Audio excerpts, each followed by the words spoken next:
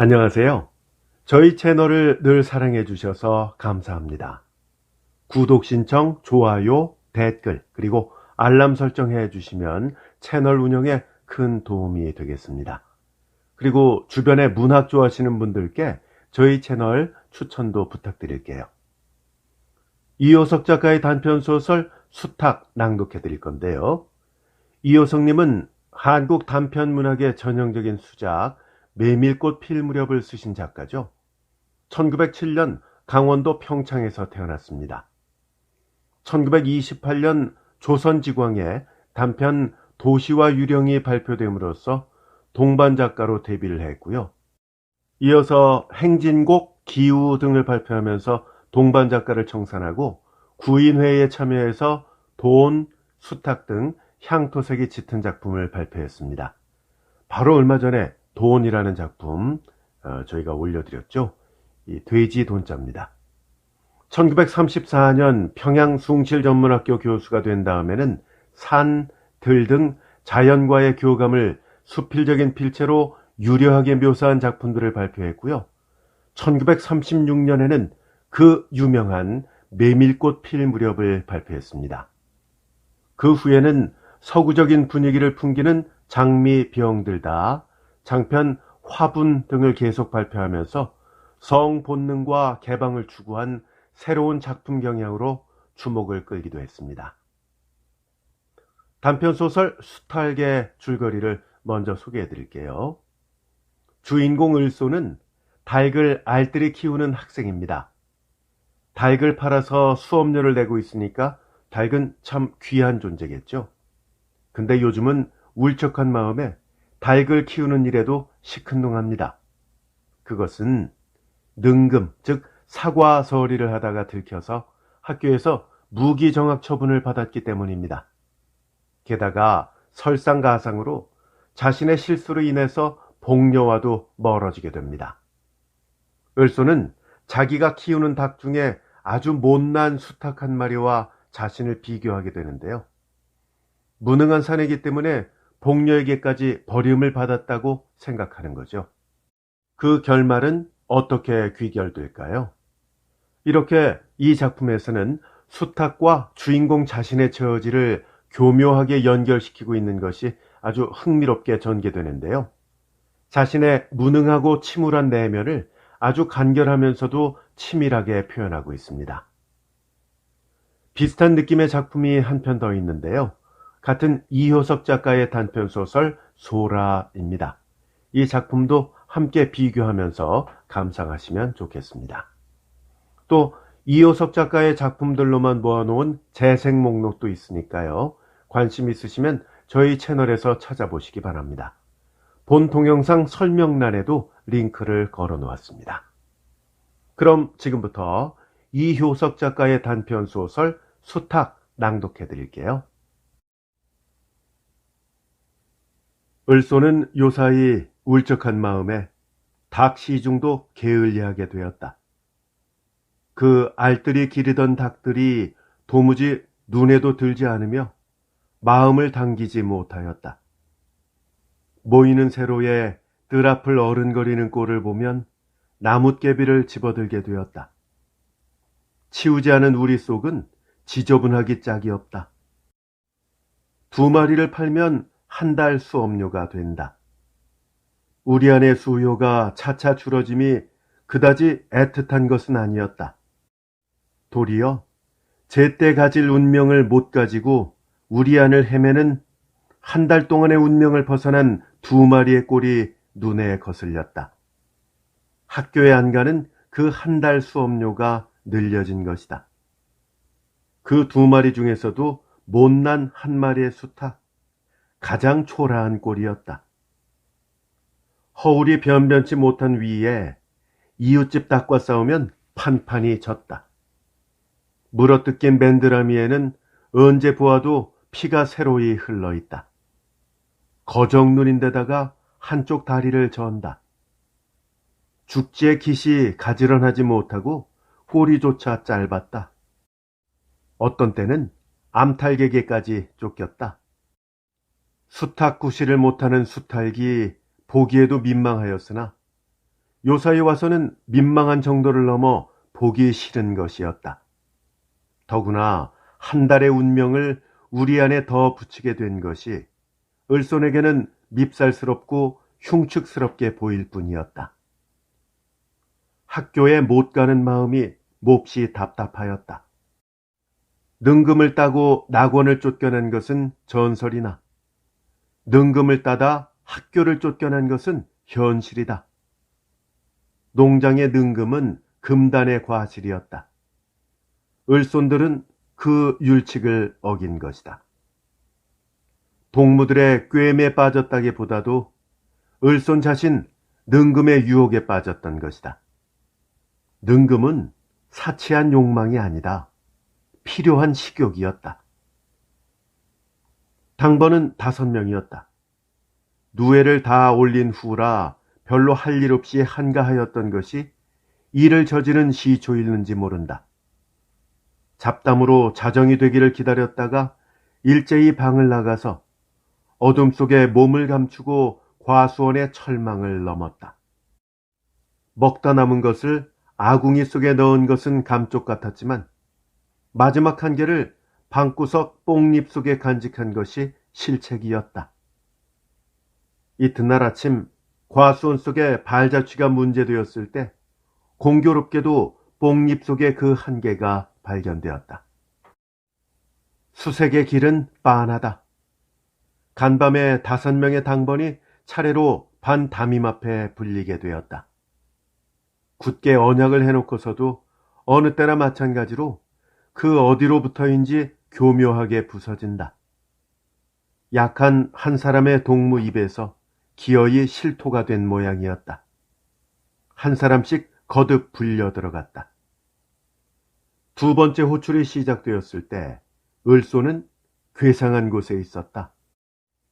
몸이 무거워서 그곳에 들어간 것이 아니라 얼마 동안의 귀찮은 시간을 피하려고 일부러 그곳을 고른 것이었다.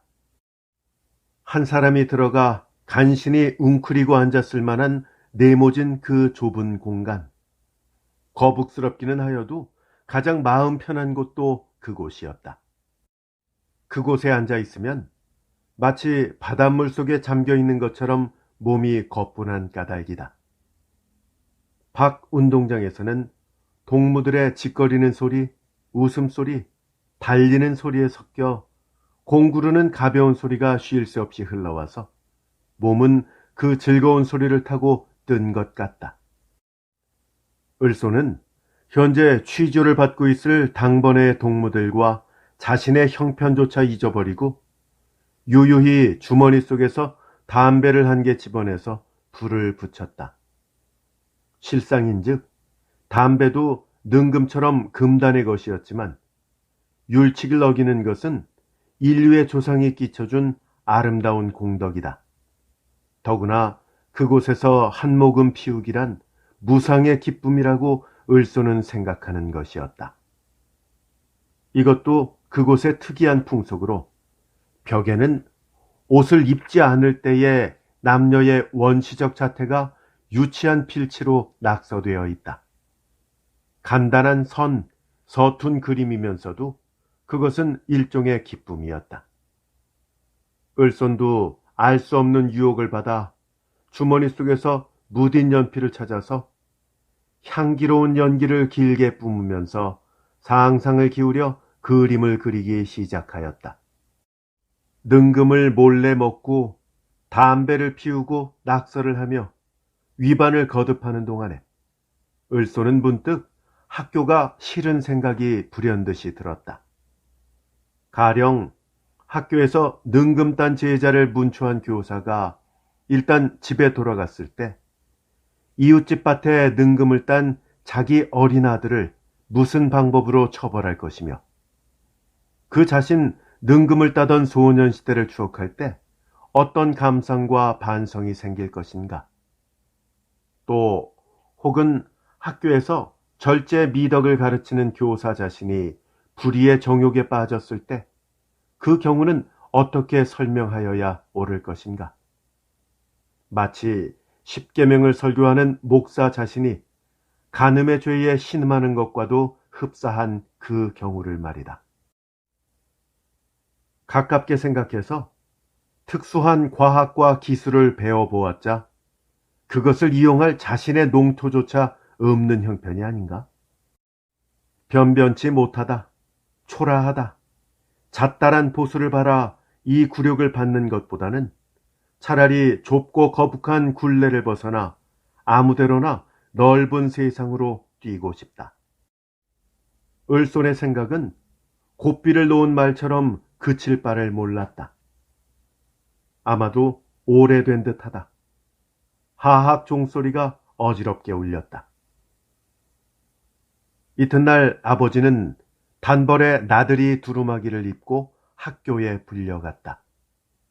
무기정학의 처분이었다. 아버지는 어안이 벙벙한 모양이었다. 정든 아들을 매질할 수도 없었으므로. 을소는 우리 안의 닭을 모조리 훌 두드려 팔아가지고 내빼고 싶은 생각이 불같이 났지만은 그렇게 할 수도 없어서 빈손으로 집을 떠났다. 이웃 고을을 헤매다가 사흘 만에 다시 집으로 돌아왔다. 밭일을 거들 맥도 없어서 며칠은 천치같이 보낼 수밖에 없었다. 우리 안의 닭의 무리가 눈에 나 보였다.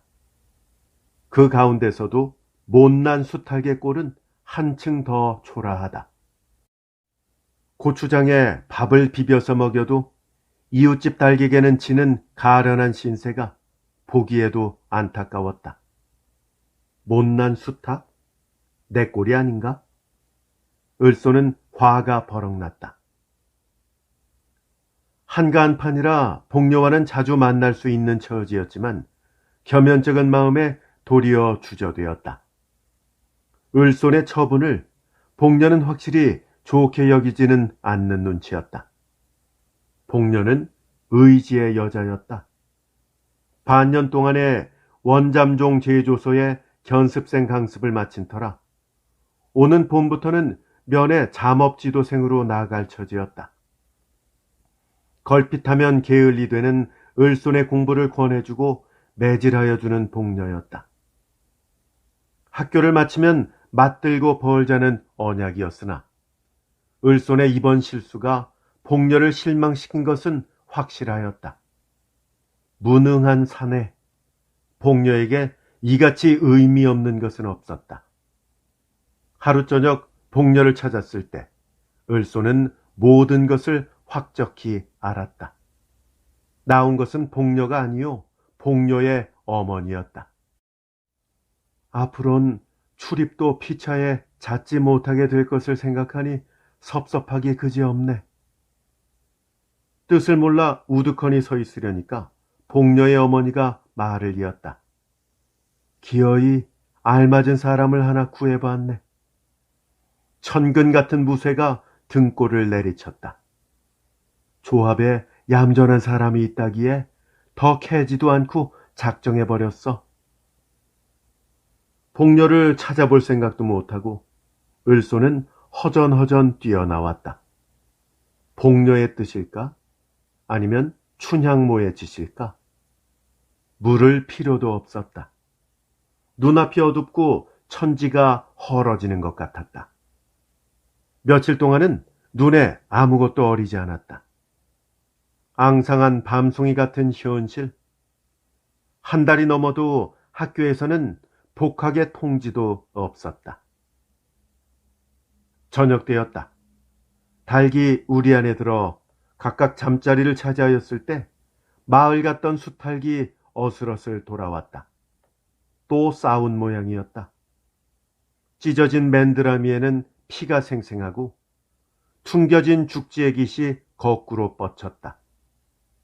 다리를 저는 것은 일반이지만 걸어오는 방향이 단정치 못하다. 자세히 보니 눈이 한쪽 찌그러진 것이었다. 감긴 눈으로 피가 흘러 털을 물들였다. 참혹한 꼴이었다.